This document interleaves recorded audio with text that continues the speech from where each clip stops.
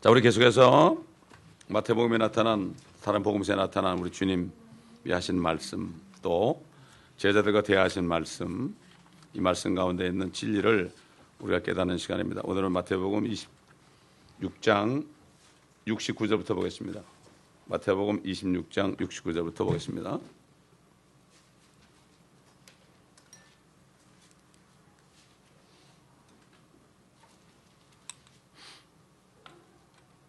그때 베드로가 관저 바깥에 앉아 있는데 한 소녀가 그에게 와서 말하기를 당신도 갈릴리 사람 예수와 함께 있었도다라고 하더라. 그러나 베드로가 모든 사람 앞에서 부인하여 말하기를 나는 네가 무슨 말을 하는지 알지 못하노라 하며 현관 쪽으로 가니 또 다른 하녀가 그를 보고 거기 있는 사람들에게 말하기를 이 사람도 나사렛 사람 예수와 함께 있었도다라고 하자 그가 다시 맹세하여 부인하기를 나는 그 사람을 알지 못하노라고 하더라. 잠시 후에 곁에 서 있던 사람들이 와서 베드로에게 말하기를 분명히 너도 그들과 한패라. 네 말투가 이를 증명한다고 하니 그가 저주하고 맹세하기 시작하여 말하기를 나는 그 사람을 알지 못하라고 하더라. 그러자 곧 닭이 울더라. 그때 베드로가 닭이 울기 전에 네가 나를 3번 부인하리라고 하신 예수의 말씀을 기억하고 밖으로 나가 비통하게 울더라. 베드로의 심정이 어떻겠습니까? 베드로의 심정이 참 기가 막히겠죠. 정말 죽고 싶었을 겁니다. 죽고 싶었을 겁니다. 자, 이렇게 우리 주님께서 십자가에 못 박히시기 전까지 아무리 주님의 제자라고 하고 또 구약시대 아무리 위대한 왕이나 종들이 할지라도 선지자들이 할지라도 결국은 다 주님의 그 보혈이 없으면 성령의 능력이 없으면요 다 실패했습니다. 이게 우리 죄인들의 모습입니다. 이게 베드로의 모습이 우리의 모습이죠. 우리가 성령이 없으면 누구나 똑같습니다. 여러분. 예를 들어서 아담은 범죄가 숨었잖아요. 숨었어요. 범죄 안 할 수가 없었죠. 그 살아있는 혼으로 창조됐죠. 살려준 영으로 창조된 게 아니에요. 그렇기 때문에 결국은 이길 수가 없었죠. 사단을 이길 수가 없었습니다. 주님 다음에 센 사단을 이길 수가 없었죠. 또 하나님은 지도록 허락했죠. 그래야만 마귀를 심판할 수 있잖아요. 그렇잖아요. 참 희한하죠.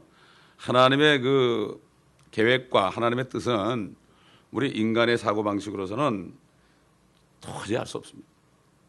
그래서 마귀한테 가가지고 뱀한테 가서 네가 이렇게 했다 그랬죠.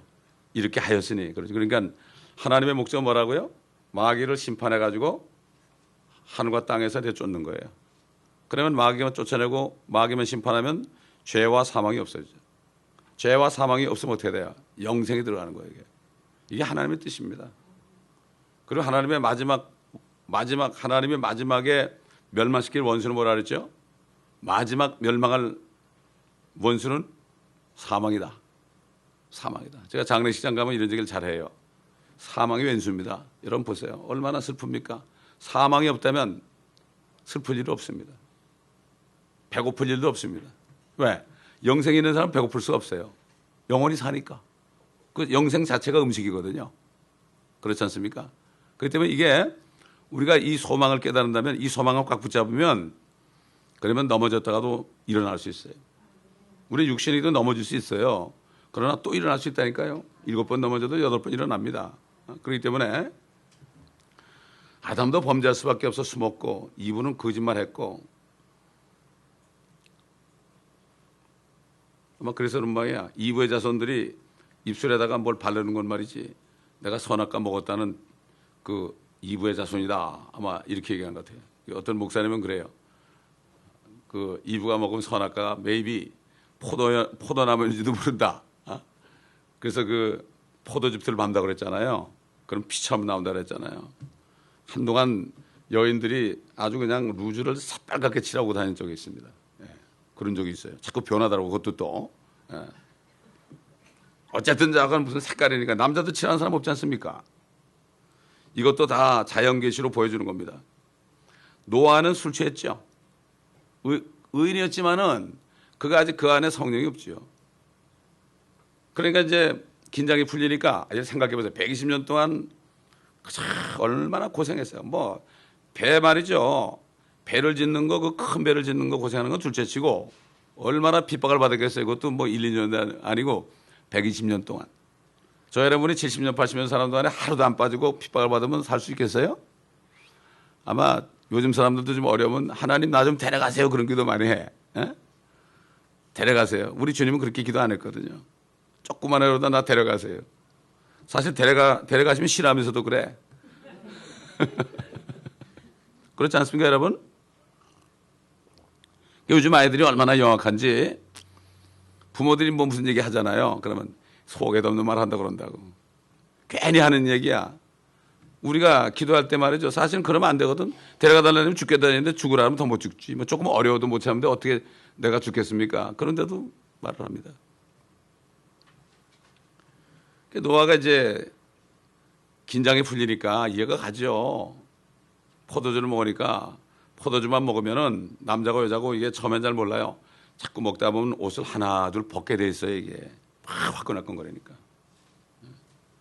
노아는 술 취했고 요셉도 거짓말했죠.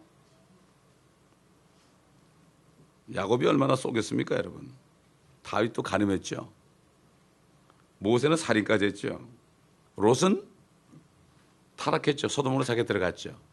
그래도 롯을 의인이라고 그랬어요. 이게 뭔가 하면은 성녀로 건넌 사람이 타락을 해도요. 주님이 의롭다 했기 때문에 그 사람은 의인이에요. 그러나 상이 없죠. 이걸 잘 알아야 돼요. 롯을 의인이라고 그랬죠. 우리 한번 히브리서 찾아봅시다. 사람의 생각은 어떻게 롯이 의인이야? 소돔에 들어간 사람이.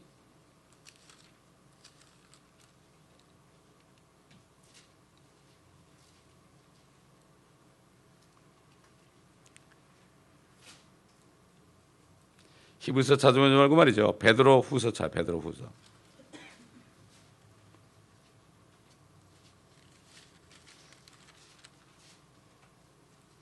베드로 후서 2장 6절 보면요. 또 소돔과 고모라 성읍들을 무너뜨림으로 정죄하여 죄가 되게 하셔서 후세에 경건치 않게 사할 자들에게 본으로 삼으셨으며 또 사악한 자들의 음란한 행실로 인하여 고통당하는 의로운 롯을 건져내셨으니 의로운 롯을 건져내셨으니 이는 그 의인이 그들 가운데 살면서 날마다 그들의 불법적인 행동을 보고 들음으로써 그의 의로운 혼이 고통을 당하였기 때문이니라. 사실 우리도 어떻게 보면 롯의 모습이죠. 소돔 같은 LA 땅에 살면서 아유 세상에 왜 이럴까 왜 이럴까 왜 이렇게 돼갈까 이렇게 우리가 마음에 슬프지 않습니까? 그렇죠? 어떻게 보면 롯은 지금 마지막 때에 범죄가 정말 충만한 이 대도시에 사는 크리스찬들의 그 모습과 우리가 비교할 수 있겠죠. 또 이삭도 거짓말했죠. 아브라함도 거짓말했죠. 자기 아내 보고 자기 누이 동생이라고 했잖아요. 자기 살라고. 아브라함도 그러니까 이삭도 부전자전 그랬어요. 이건 누구나 다 그래요. 저와 여러분이 저도 그 자리에만 그렇게 했을 거예요. 나 안 죽으려고 그랬을지도 몰라. 이건 사람의 능력으로 안 돼요. 이 목에 칼이 들어온 말이죠. 그러면은 죄인의 본색이 나타나는 거예요. 아무리 사랑 뭐 어쩌고 그래도 나타나는 겁니다. 다 실패했죠. 그러니까 지금 바울도 성령이 예루살렘에 가지 말라고 했는데 자기가 갔습니다. 바울도 고백했어요. 결국은 여기 본문에는 베드로는 3번을 부인하고 말이죠. 마지막에는 저주까지 했죠. 근데 닭이 울었습니다. 우리는 누가복음 22장 61절 보겠습니다. 누가복음 22장.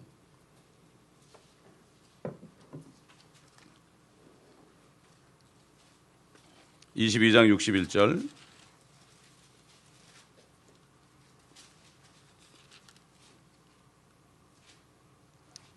아, 60절부터 보겠습니다.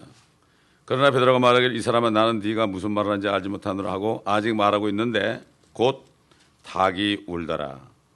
그러자 주께서 돌아서서 베드로를 쳐다보시니 베드로가 닭이 울기 전에 네가 나를 3번 부인하라고 하신 주의 말씀을 기억한지라. 베드로가 밖으로 나가 비통하게 울더라.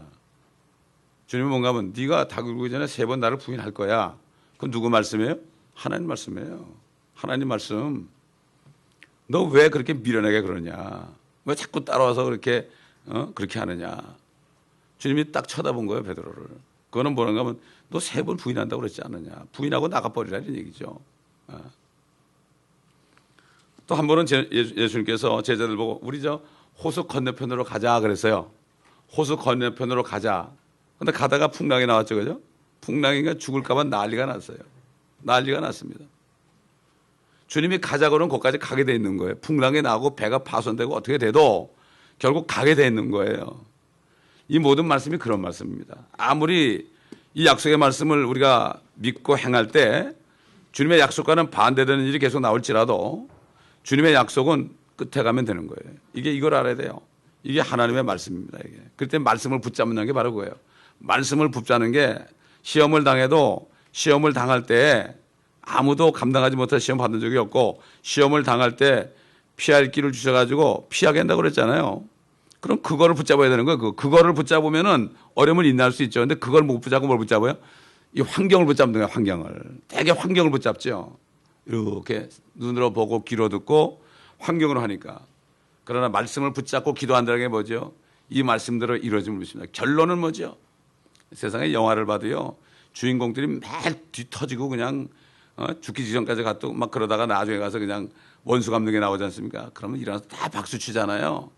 마찬가지입니다. 우리가 고난받고 주님 때문에 고난받고 막 그냥 피투성이 되고 벌레처럼 되고 정말 집에서나 밖에서나 또 때로는 교회에서도 무시당하고 이렇게 하다가 정말 이걸 참고 견디면서 주님이 나 사랑한다고 그랬잖아요. 아까 찬송에 나오잖아요. 주 예수 날 사랑하시니 즐겁고도 즐겁도다. 주 나를 사랑하시니 나는 참 기쁘다. 이런 마음 가지고 살다가 고난 가운데서 웃고 그러다가 나중에 주님이 탁 손을 내밀 때 천사들이 어떻게 하겠어요? 박수를 치겠죠. 구름같이 둘러싼 허다한 증인들이 있다고 그랬어요. 미리 지금 사도 바울같이 다윗같이 이런 사람들이 미리 올라갔지 않습니까? 영원히 올라갔죠. 구약 성도들은 이미 휴가돼서 올라갔죠. 이런 사람들이 다 둘러싸고요. 하늘에서 우리 눈은 안 보이지만 우리를 이렇게 내려다보면서 우리는 경기장에서 막 뛰고 있어요. 어떤 사람은 막 잘 뛰는 사람이 있고 어떤 사람은 넘어져가지고 못 일어나는 사람이 있고 어떤 사람은 시험이 된 사람이 있고 별 사람 다 있죠. 부상당한 사람도 있고 그러나 위에서 막 안타까운 거야. 안타까운 거야. 그래가지고 거기서 기도하겠죠. 힘내라 그러겠죠. 허다한 둘러싼 구름 같은 증인들이 있다. 우리도 마찬가지죠. 주님 만약 오시기 전에 우리가 육신이 죽는다면 말이죠. 우리도 올라가면 어떻게 돼요? 그러니까 되게 보면 잘 믿는 가족 중에 한 사람이 돌아가시잖아요. 그러면은 그때부터 기도가 응답돼요. 예수 안 믿고 그냥 남복만 부리고 그래. 어머니가 우리 친구인데 어머니가 돌아가시면서 야, 너 예수 좀 잘 믿어라 그러고 돌아가셨거든. 그러더니 회개하고 장로가 되더라고요. 이걸 보면은 참 보면 그 하늘에 가서 허단 둘러싼 구름 같은 증인들이 있다는 거 이게 우리가 참 그들은 뭐 직통으로 될 거 아닙니까? 기도가. 그렇지 않습니까? 그런 경우를 많이 볼 수 있어요. 어떤 분은 가난한데 남편이 암으로 돌아가시는데 부인하고 애들이 막 울어요. 당신 가면 어떡하냐? 우리 어떻게 사느냐고. 그렇죠. 당연히 그런 얘기 하죠. 근데 그 남편이 뭐라는가 하면은 여보 걱정하지 마. 내가 가면 당신 위해서 기도할게. 그분이 돌아가신 다음에 모든 형편이 다 펴이고 다 잘됐다는 그런 간증을 내가 들은 적이 있습니다. 어떤 목사님의 간증이에요. 자기 성도에 대한 간증. 그러니까 우리는 약속을 믿어야 됩니다. 아멘. 그러니까 이게 예수님께서 베드로를 쳐다보는 순간에 베드로의 비통함은 얼마나 슬프겠습니까? 그러니까 그는 비통하게 울은 거예요. 이건 회개죠. 그렇죠? 왜 울었죠? 자기 죄가 생각나니까 울은 거죠. 이건 진짜 회개입니다. 자기 생각나서 우는, 자기 죄가 생각나서. 그래서 27장에 넘어가 보면 말이죠. 27장에 넘어가면 이제 1절부터 보면 아침이 되니 모든 선임 제사장들과 백성의 장로들이 예수를 사형에 처하려고 그에 대하여 의논하고 주를 결박한 후에 끌고 가서 총독 본티오 빌라도에게 넘겨주더라. 그때 주를 배반한 유다가 주께서 정죄받으신 것을 보고 스스로 후회하여, 여기 후회입니다. 회개가 아니라 후회하여 은 30개를 선임 제사장들과 장로들에게 되돌려주며 말하기를 내가 무죄한 피를 배반한 죄를 지었다고 하니 그들이 말하기를 그 일이 우리와 무슨 상관이냐? 네가 당하라고 하더라. 그러자 그가 은전들을 성전에 내던지고 나가서 목매어 죽으니 선임 제사장들이 그 은전을 거두어 말하기를 이 돈은 핏값이므로 금고에 넣는 것이 합당치 않도다라고 하더라. 그들이 의논한 후에 그것으로 토기전에 밭을 샀으니 이는 타국인들을 위한 묘지로 쓰려 함이라. 그러므로 그 밭을 오늘까지 피밭이라 부르더라.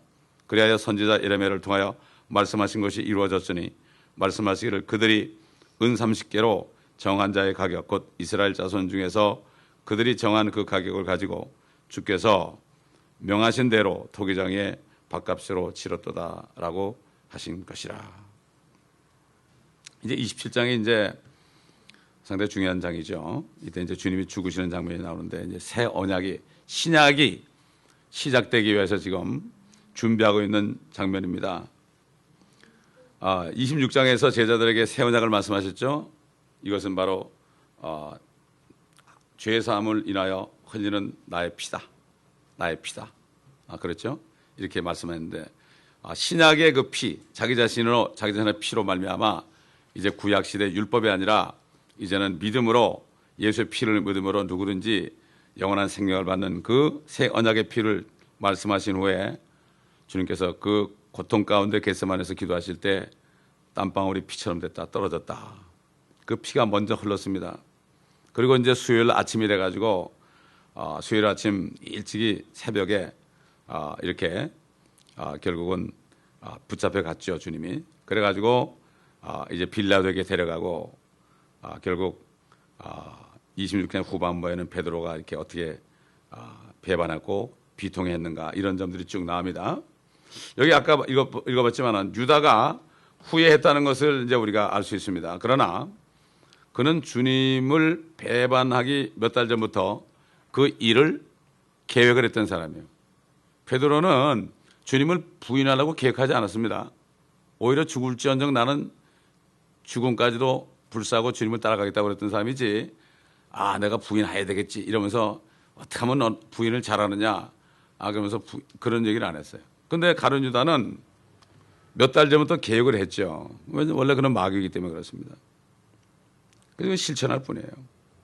그런데 무지한 피를 배반했다고 후회한다. 여러분 사단이 말이죠. 사단이 엄청나게 후회하고 있을 거예요 지금. 사단은 왕이신 예수님을 죽이면 자기가 이 땅을 폭력으로 탈취할 줄 알았죠. 그래가지고 종교들과 정치인들에게 그걸 줘가지고 결국 예수님을 죽이게 했죠. 백성들을 선동해가지고 말이죠. 백성들은 뭣도 모르고 그러다가 지금 수천 년 동안 고통을 얼마나 받습니까 지금까지. 이제 대환란 때 마지막 고통을 받을 때인데 야곱의 고난 때. 마귀는 원래 이런 존재. 계획을 언제부터 했어요? 예수님이 오시기 전부터. 에덴 동산에서 주님께서 여인의 후손이 네 머리를 부숴버릴 것이다. 그 여인의 후손이 누군지 알죠? 마귀는 알죠. 지금 보통 사람들은 몰라. 근데 마귀는 벌써 알았기 때문에 예수님은 자기 아들을 여인의 씨로 보내가지고 세상 죄를 제거하기 위해서 죽이실 계획을 했고 마귀도 그 예수님을 죽일 계획을 했습니다. 근데 하나님이 하신 계획과 마귀 하신 계획은 다르죠. 근데 마귀는 바보입니다. 그래서 똑똑한 것 같아도 바보입니다. 요즘 보면은 똑똑하다고 하는 사람들이 예수 안 믿잖아요. 자기 바보거든요. 그렇기 때문에 특히 뭘 안 믿는가 하면은 어떻게 처녀가 아이를 낳냐? 안 믿는단 말이에요. 하나님의 능력을 모르는 거죠. 그러니까 모든 사람들 바보라 그러죠. 예수 믿는 사람 바보라 그러죠. 그러나 우리가 바보처럼 살죠. 상관없어요. 모욕도 받죠. 핍박도 받죠. 그러나 결과적으로는 자기들이 바보인 게 이제 드러나는데 그것도 단 하루 만에 드러나는 거예요. 우린 평생 고생하고 단 하루에 우린 출세합니다. 영원한 출세합니다. 그러나 마귀는 평생 우리를 공격하고 하루 만에 자기는 떨어지는 바보가 되는 거예요. 십자가에서 주님이 돌아가셨을 때 아마 마귀가 쾌재를 불렀을 겁니다. 야, 잘됐구나. 근데 부활하신 거 어떻게 되겠죠? 후회했겠죠. 유다가 바로 마귀라는 것을 여기 증명할 수 있죠. 후회 얼마나 아주 그야 뭐 영원히 후회하는 거죠. 가슴을 쳤을 거야 마귀가. 가슴을 쳤을 거예요. 베드로도 유다 못지않게 커다란 죄를 졌죠. 예수님을 3번 부인하고 뭐 저주까지 했으니까 큰 죄 아닙니까? 둘 다 돌이키면서 아이고 내가 잘못했구나 그랬지만은 베드로의 후회는 달랐습니다. 이 둘에 대한 후회하는 태도, 여기에 대해서 우리 고린도 후서 7장 10절을 보겠습니다.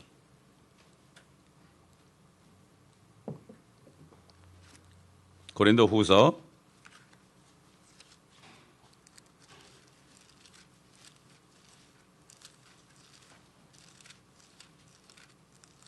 7장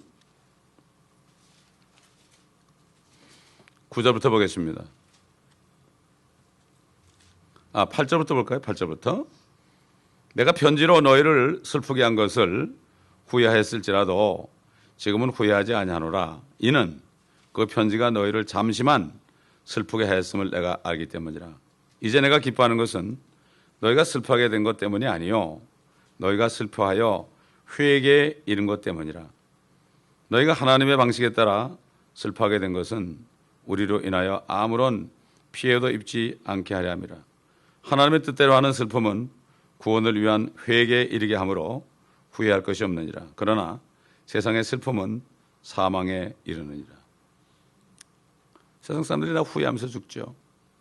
근데 그건 거로 끝납니다. 그런 슬픔은 사망에 이른다. 그러나 그리스도인들이 때로는 잘못해가지고요, 막 책망을 받고 어려움이 생기고 징계를 받습니다. 그러다 나중에 가서는 기도하다가 주님 내가 잘못했습니다. 그 슬픔이 회개로 바뀌죠. 이런 슬픔은 회개에 이르게 한다. 이게 바로 하나님의 뜻대로 한 슬픔이다.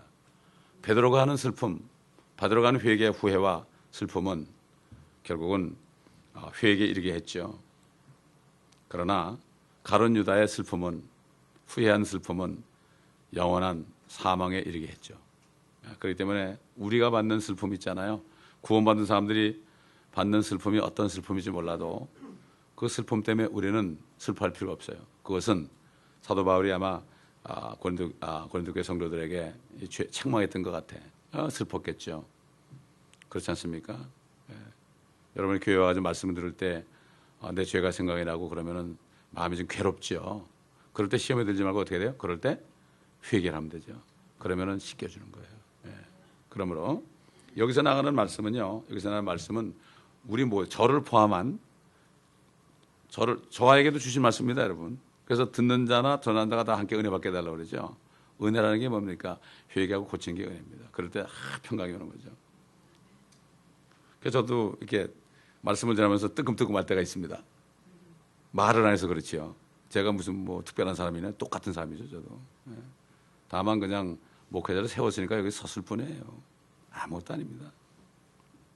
여러분 저를 보시지 마세요. 저를 보시면 다 실망해요. 저같이 부족한 사람이 어떻습니까? 나만큼 죄 많이 진 사람이 어디서 나오세요? 한번 없어요. 정말 사도 바울이 죄인의 괴수라는 것처럼 나는 그런 마음으로 살아요. 아멘하는 사람도 마찬가지일 거라고. 그래서 내가 더 많이 죄를 졌을 거야 아마. 그러니까 내가 목사가 됐죠. 죄 많이 졌으니까 목사가 됐죠. 갚으라고. 그렇지 않습니까? 그래야만 어떤 죄인이 와도 다 불쌍히 끌어안을 수 있잖아요. 그런 거예요. 예. 목사가 무슨 높은 사람 아니에요, 이거. 진짜 이건 참 잘못하면 경치는 이 자리입니다, 이게 여러분. 그래서 저를 위해서 기도해 달라고요. 사도 바울도 그랬잖아요. 나를 위해서 기도해 달라는 게 바로 그겁니다, 여러분. 저를 판단하지 말고 기도 좀 해주세요, 아멘. 자, 이거 보세요. 유다는 잘못하고 후회했어요. 베드로도 그랬어요. 근데 베드로는 후회했을 때 주님을 향해서 후회했어요. 주님과 눈이 딱 마주쳤잖아요. 자, 우리는 어떻게 주님과 눈이 마주치죠? 말씀을 들을 때 말씀이 주님 안에요. 말씀을 들을 때 주님과 마주치는 거예요. 근데 유다는 어떻게 했죠? 제사장들에게 달려갔습니다. 제사장이 뭐예요? 프리스트죠. 프리스트. 우리말로 신부예요. 지금 현대판 제사장은 신부예요. 똑같은 프리스트야. 신부들이 뭐 하죠? 로마교 신부들이 누가 죄 짓고 오면은 얼굴 안 보여 내가 이런 데를 졌습니다. 그러면 자기들이 죄가 사해졌다고 그래. 신부에 간다고 요즘에. 누구에게 가야 돼요? 말씀으로 와야죠. 말씀으로. 주님으로. 주님 앞에 와야죠. 오늘날도 똑같아. 후회하는 사람들은 제사장들에게 갑니다. 지금도. 사제들에게 간다니까요. 그러나 정말 회개한 사람들은 말씀 앞에 무릎을 꿇고 말씀을 내가 들을 때, 볼 때, 묵상할 때 각 깨닫고서 내가 회개하게 되는 거예요. 그런 사람은 삶이 변화가 되어 있습니다. 후회하는 사람은 매일 후회하다 끝나. 그러나 변화가 되어 있습니다. 이게 회개 참 잘 맞아요. 환자가 잘 좋아요. 돌이켜서 고친다. 이게 진짜 회개고, 고치는 게 없는 거는 후회예요. 후회. 그래서 세상 사람들이 요즘 마지막 때 크리스찬들 볼 때 저것들은 맨날 죄 짓고 회개하고 죄 짓고 회개하고, 이게 자기들은 이해가 안 가는 거야. 그럼 뭐 좀 변해야 될 거 아니야. 똑같아. 너나 나나 똑같네. 이러니까 이게 덕이 안 되는 거고 빛을 못 비치니까. 그래서 두렵고 떨림으로 구원을 이루라는 거예요. 원망 불평하지 말고, 너희는 이 세상에서 빛을 비추는 자인데 너희가 원망하고 불평하면은 빛이 가려져 가지고 다른 사람이 구원 못 받게. 이래서 구원을 떨림과 두려움으로 이루라는 거. 워크아웃이라는 거는 받은 구원을 좀 잘 만들어서 집을 잘 지라는 얘기예요. 그 구원을 잃어버리려고 그러는 게 아니에요. 주님 우리에게 선물을 주셨습니다. 주님이 다 했잖아요. 하나님의 의지 뭐. 우리는 righteous가 아니라 justify라고 그랬죠. 그 영어에 all right 그러는 게 사실은 어떻게 보면 안 좋은 얘기예요. 나는 의롭다 이런 뜻이야 그게. 사람들이 잘 모르죠. 뭐 그렇게까지 해석할 거냐. 그러나 성경을 보게 되면 우리는 righteous가 아니에요. 우리는 justify예요. 그리고 의인은 믿음으로 산다는데 the just shall live by faith 그랬어요. the just 그랬지 the righteous 그러지 않았어요. 우리는 의롭지 못한데 주님이 하신 것 때문에 그걸 믿으니까 단지 믿어드린 거예요. 믿어드린 거예요 우리가. 지금도 성령께서 믿어달라고 그래요. 믿어드렸는데 그 하나님의 의가 나한테 온 것뿐이에요. 하나님의 의를 선물로 받은 거예요. 이게 얼마나 귀합니까? 이 은혜를 깨닫는 사람은, 정말 깨닫는 사람은 평생 주님을 위해서 희생봉사하고 자기를 부인하고 주님을 따라갈 수 있습니다. 그래도 죄를 많이 졌던 사람들이 더 주님을 열심히 섬기죠. 열심히 섬기죠. 자, 디모데전서 2장 5절 보겠습니다.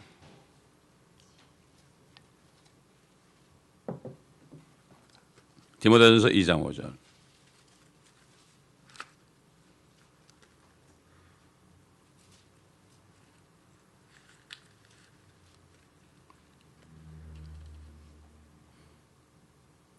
하나님은 한 분이시요 하나님과 사람 사이에 중보자도 한 분이시니 곧 사람이신 그리스도 예수시라.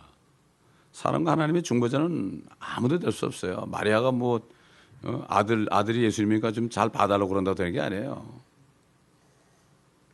제가 로마교에서 만들어낸 팜플렛을 마켓 가서 쭉 읽어봤어요. 그랬더니 우리를 마리아로 섬기는 게 아니고, 그래도 마리아에게 부탁하면은 마리아가 예수님한테 좀 이게 간청하면 더 잘될까, 이런 식으로 인간식으로 얘기하는 거예요. 이게 말이 안 되죠. 중보자는 딱 한 번밖에 없어요. 아무도 중보자가 될 수 없어요. Nobody. 아무도 될 수 없습니다. 베드로는 회개했을 때 상한 영과 겸손한 마음이 되었죠. 그렇죠?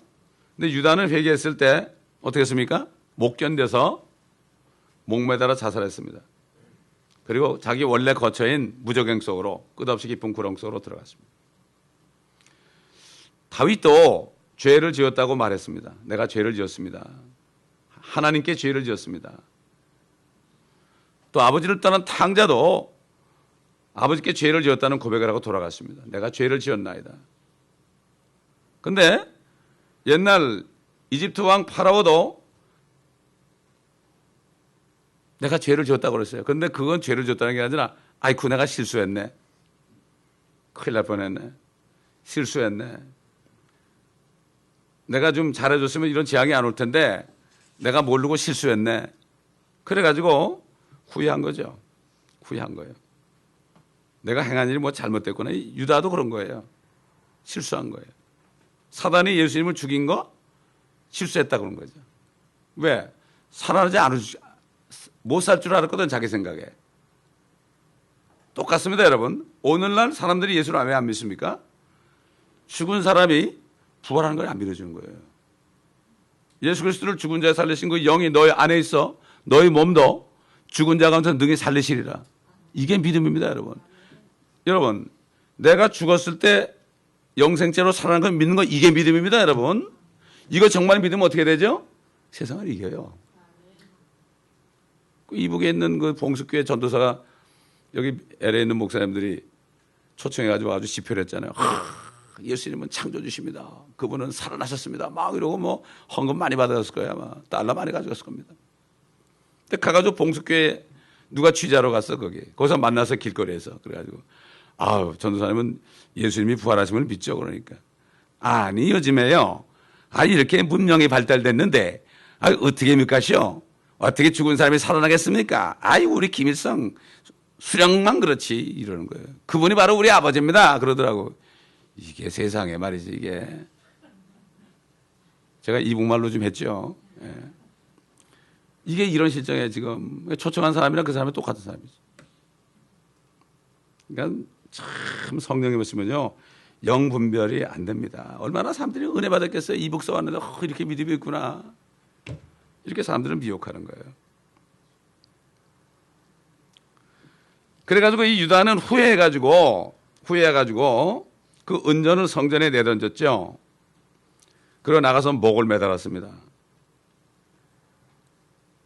근데 이미 스가랴서에 나오죠. 스가랴 11장 13절을 보면 주께서 내게 말씀하시길 그것을 토기장에게 던지라. 그들이 나를 매긴 좋은 값이라 하시기에 내가 은 30개를 취하여 주의 집에 있는 토기장에게 던졌더라. 이건 예언을 이루기 위해서 제사장들이 이건 성전 근거에 들어온 돈이니까 성전 근거에 두면 안 되겠다. 그래서 그거를 토기장에다 주었고 그 토기장에부터 산 그 밭을 피밭이라고 그랬다. 이건 바로 이루기 위한 거죠. 그럼 나가서 목매달아 죽었습니다. 목매달아 죽은 자는 어떻게 했죠? 저주받은 자라. 우리 한번 갈라디아서 보겠습니다.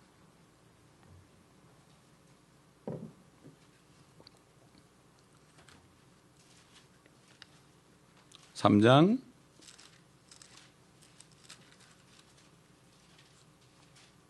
13절부터 보겠습니다.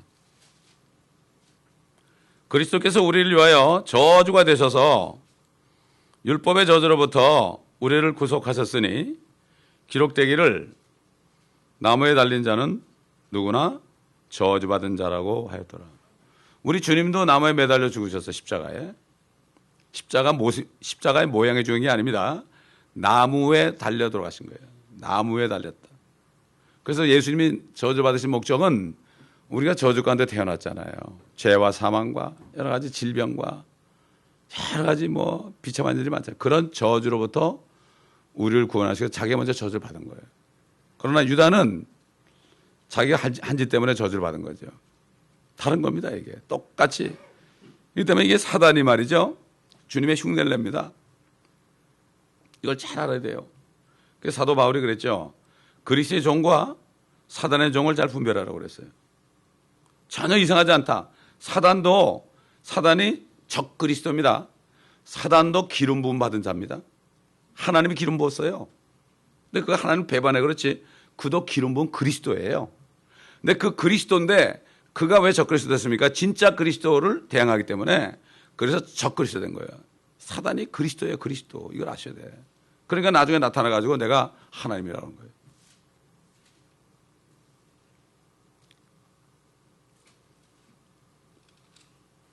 사단도 나무에 매달라 목 매달아 죽은 거죠.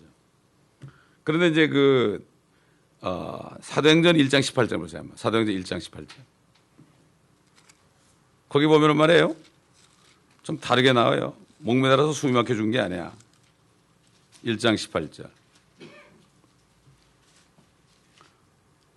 그런데 이 자가 유다를 얘기하죠. 실로 불의의 대가로 밭을 샀는데 그 후에 곤두박이로 떨어져서 몸의 중관이 터져 그의 모든 창자가 쏟아져 나왔느니라.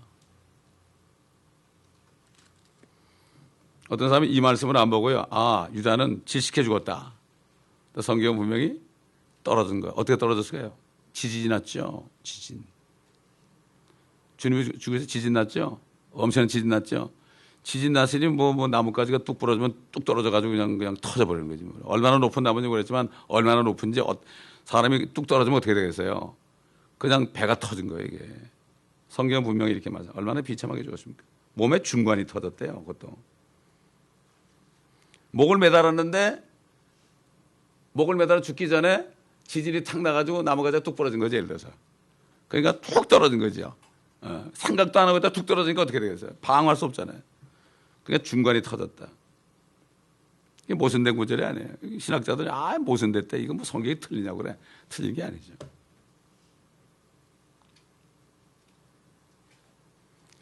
자, 4절 보니까 뭐라 그랬어요? 내가 무죄한 피를 배반한 죄를 지었다. 예수 그리스도의 피는 참으로 무죄한 피죠. 그러니까 결국 예수님의 피는 죄 없는 피니까 누구의 피예요? 하나님의 피죠. 하나님의 피 외에는 우리의 죄값을 지불할 수 있는 능력이 아무도 없습니다. 여러 번 얘기하지만 저와 여러분 한 사람을 원하고 있어도 우리에게 영원한 생명을 주기 위해서도 주님은 죽으셔야 됐다. 그러므로 주님은 바로 내가 죽인 거다. 주님이 내 살과 피를 먹고 마시라는 게 뭔가 하면 주님을 영접하라는 거는요. 내가 receive하라는 건 받아들이라. 먹으라고 그래요. 주님이 내 살과 내 피를 먹고 마시라는 거는 나를 네가 죽여야만 된다. 할 수 없다. 미안해도 상관없다. 너희가 살려면 나 죽여. 생명이 없어. 이런 얘기입니다, 여러분. 그런데 유대인들은 이걸 모르고 우리가 식인종이다 하느냐? 우리가 살을 먹고 피를 마시는 식인종이냐 그랬어요. 그러나 그 주님의 뜻은 내가 너에게 이런 말은 영의 생명이다. 그렇게 얘기한 거예요. 영접했다는 거는 주님 죄송합니다. 그러나 제가 먹겠습니다. 마시겠습니다. 그게 바로 이게 뭡니까? 주의 만찬이 뭡니까? 바로 그거예요. 이거 기억하라 이거야. 내가 주님의 살을 먹고 피를 마시기 때문에 내 안에 생명이 있는 거예요. 이게. 근데 그 그리스도가 믿는 자 속에 다 계셔. 이게 신비야. 신비는 이것이 너희 안에 계신 그리스도다.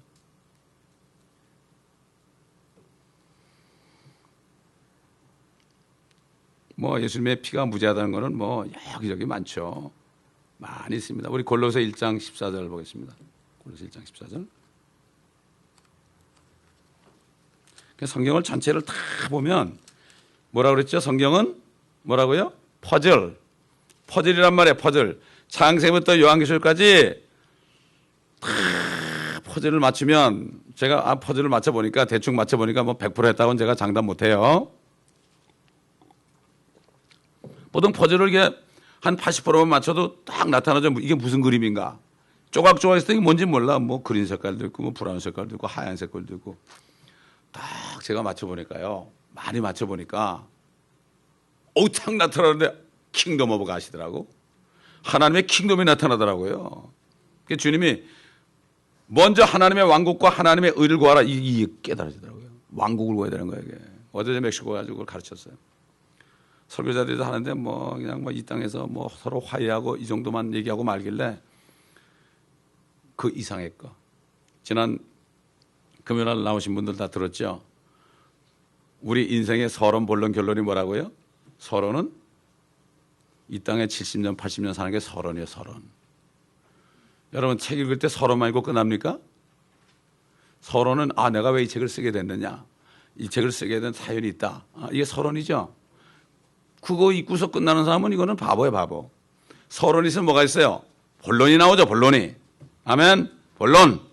그러니까 서론에서 우리가 아무리 고생하고요, 모욕당하고요, 뭐 죽을 고통 당하고요, 망신을 당하고요, 죽을 병에 걸려도 평생을 고통을 하고 투병을 해도요, 이건 서론이야, 서론. 본론이 뭐예요? 휴거와 혼인잔치와 천년왕국. 이게 본론이에요. 이걸 안 가르친단 말이에요, 요즘에. 어제 아이들하고 수백 명 모였죠. 그걸 가르치고 왔어요. 결론은 뭐예요, 결론? 새 예루살렘? 그러니까 휴거하고 그게 재림과 관련되니까. 천년왕국도 재림과 관련되고. 천년왕국은 지상 재림과 관련되고. 휴거는 공중 재림과 관련되고. 그렇죠? 그러니까 이게 우리 앞에는 본론입니다, 여러분. 하면 본론을 바라보세요, 본론을. 그런 사람은 절대 좌절하지 않습니다. 결론은 이제 새 예루살렘에서 주님, 거기는 태양도 없고 달도 없어요. 그냥 하나님의 영광에 비춰요. 평생 주님과 더불어. 그래서 이 신부가 신랑에서 단장한 것 같다고 그랬죠. 주님이 딱 보니까 딱 새 예루살렘에 우리가 쏙 들어가 있으니까 마치 그 성녀 안에 빨간 속에 우리가 알날이 있는 것처럼 주님의 피로 씻김 받은 사람들이 쫙 뜨는데 빨간 색깔 안에 성류가, 성류 하나 안에 주님이 우리 볼 때 하나. 세상에 교회는 하나밖에 없어요. 그래서 뭐 교회가 크다 작다 그럴 거 없어요. 교회는 하나. 쏙쏙쏙쏙 빼가지고 교회 하나. 그래야 주님 만나서 새 예루살렘 가는 거예요. 술래명이처럼. 골로새 1장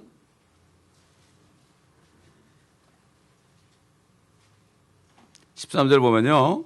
그분께서 우리를 흑암의 권세로부터 구하여 내셔서 그분의 사랑하는 아들의 나라로 옮겨 주셨으니, 옮길 것이라고 그랬습니까? 이미 옮겨 주셨으니, 우리가 주님 믿는 순간에 이미 옮겨졌어요. 그러니까 우리는 하나님의 나라 안에서, 우리 먹고 마시는 게 아니라, 먹고 마시는 것 때문에 그게 아니라 성령 안에서 의와 화평과 기쁨이다. 어제 제가 그랬어요. 천국은 지금 들어가는 거다. 지금 들어가야 된다. 죽어서 천국 가라는 말에 속지 말라고. 천국은 지금 가니까 여러분 들어간 사람은 다른 사람을 천국으로 인바이트하라고, 초대하라고. 좀 생각해 보세요. 그 뭐 지질이 못 살고 다 인디오들밖에 없어요. 거기 인디오들 까마잡잡하고 그냥 이 땅에서 소망이 없어요. 아무것도 없어요. 형제들은 마약하다가 다 집에 쫓겨나고 버림받은 사람이 뭐가 소망이 있어요. 그런 사람들에게는요, 본론을 얘기하면 너무 좋아해요. 먹고 살기 좋은 사람들은 그런 얘기하면 뭐 저런 얘기하냐 말이죠. 뭐 저저저 라오디게에 본론이 안 믿어지는 거야. 너무 지금이 좋으니까. 좋은 것도 아닌데 본론을 몰라서 지금 게 좋은 걸로 알지. 옮겨주셨습니다. 그 안에서 14절 우리가 그의 보혈을 통하여 구속 곧 죄들의 용서함을 받았느니라. 구속이라는 건 값을 치러줬다. 구속할 때 속자가요, 앞에 조개 패자가 있어요. 조개는 옛날에 이게 조개 가지고 돈을 사용해서, 이게 조개 껍질 가지고 돈으로 사용해서 화폐로. 그래서 중국 어에 보면 속할 때 조개 패자를 앞에 썼어요. 값을 치렀다 이런 얘기예요. 이걸 구속이라고 그래. 뭐 감옥에 쳐넣는 구속이 아닙니다. 그건 한자가 달라요. 예. 보혈을 통했다는 건 보혈로 치러줬다. 죄들의 용서함을 받았습니다. 이미 우리는. 아멘. 받았어요. 받았기 때문에 우리가 죄를 져도, 저와 여러분이 실수해가지고 사람을 죽였어도요, 죄를 져도 용서가 되는 거예요. 아멘. 아유, 사람을 죽였는데요. 아유, 그럴 수가 있습니까? 지는 맨날 사람 비유하면서. 누굴 비유하면 너 살인했다고 그랬어요. 형제를 보고 나가라고 그러면은 저자는 말하면 지옥불에 들어간다고 그랬어요, 여러분. 이건 율법 시대 얘기입니다, 이거는. 우리 율법 시대에 태어났다면 뭐 다 지옥 가는 거지. 뭐. 이게 뭐 자기 본이야.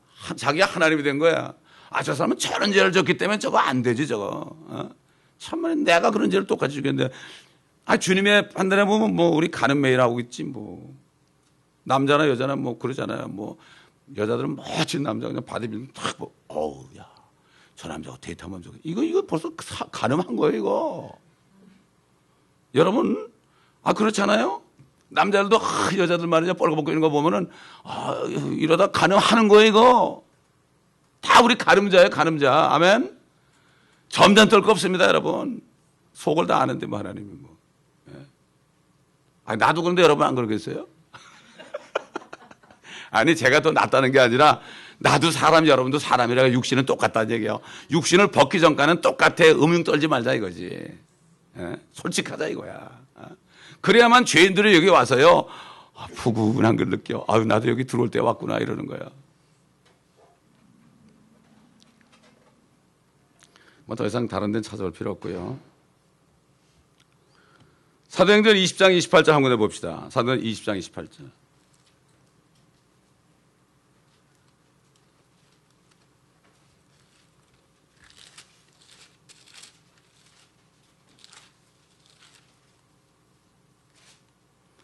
그러므로 너희 자신을 조심하고 모든 양떼에게도 그리하라.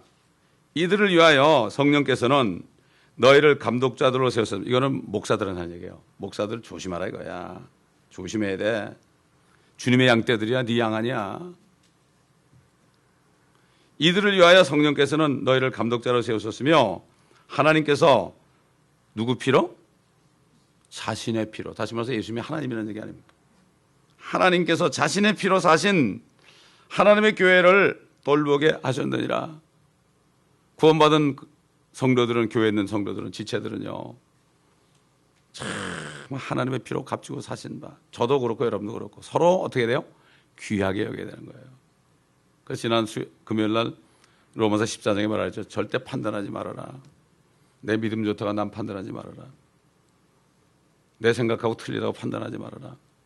남을 판단하면 누구 판단하는 거예요? 하나님 판단하는 거예요. 얼마나 무서운 말씀이에요. 로마서 14장. 이걸 녹음하려는데 녹음이 안 돼가지고 그냥 못해버려. 녹음을 했겠는데 세이브가 안 돼가지고 그냥 버려버렸어. 여러분 듣기 원하시면요. 사이트 들어가서 로마서 14장 한번 들어보세요. 꼭 들어보세요. 우리가 이 교회 안에서 마땅히 행할게요. 우리가 모르고 막 하다 보면 하나님을 막 그냥 우리가 판단하는 그런 죄를 많이 짓습니다. 이게 모르니까 우리가 회개를 못 하는 거예요. 하나님의 말씀을 모르니까 회개할 길 없는 거예요. 그렇죠? 예수 그리스도의 피는 무제한 피고 하나님의 피입니다. 그래서 그 피는 영원한 피입니다. 히브리서에 나오잖아요. 염소와 송아지의 피로 아니하고 오직 자신의 피로 한 번 성소에 들어가셔서 우리를 위하여 영원한 구속을 이루신다. 히브리서 9장 10절. 영원한 구속이 뭐죠? 영원한 거예요. 영원히 지불했다는 얘기예요. 우리가 또 죄를 져도 영원히 구속했어요. 그러니까 우리가 고백하면 주님이 씻어주죠. 그럼 생각이 안 난 건 어떻게 해? 충청도 말로. 생각이 안 난 거 어떻게 해? 상관없어요. 율법 시대면 생각이 나거든 대속물 가져오라 했어요. 우리가 어떻게 다 생각합니까? 남의 죄는 생각하는데 내 죄는 생각 안 하잖아요. 주님이 다 아시는 거예요. 우리 악한 마음을. 육신이 그렇단 말이죠. 영원한 구속을 이루셨어요. 그렇기 때문에 한 번에 한 번 주님 다시 내놓으실 필요 없어요. 그래서 피에는 생명이 있다고 레위기서 17장 11절 피에 생명이 있다. 그래서 피를 먹지 말라는 거예요. 짐승의 피도 먹지 말라는 거예요. 피에는 하나님의 생명이 있어요. 거기에. 예수 그리스도 피는 하나님의 피다. 그러면 그리스도 안에는 영원한 생명이 있다. 그 피를 마신 자는 영원한 생명이 있다. 그러므로 예수 그리스도의 피는 영원한 피다. 이것을 우리가 잘 알아야 됩니다. 기도하겠습니다.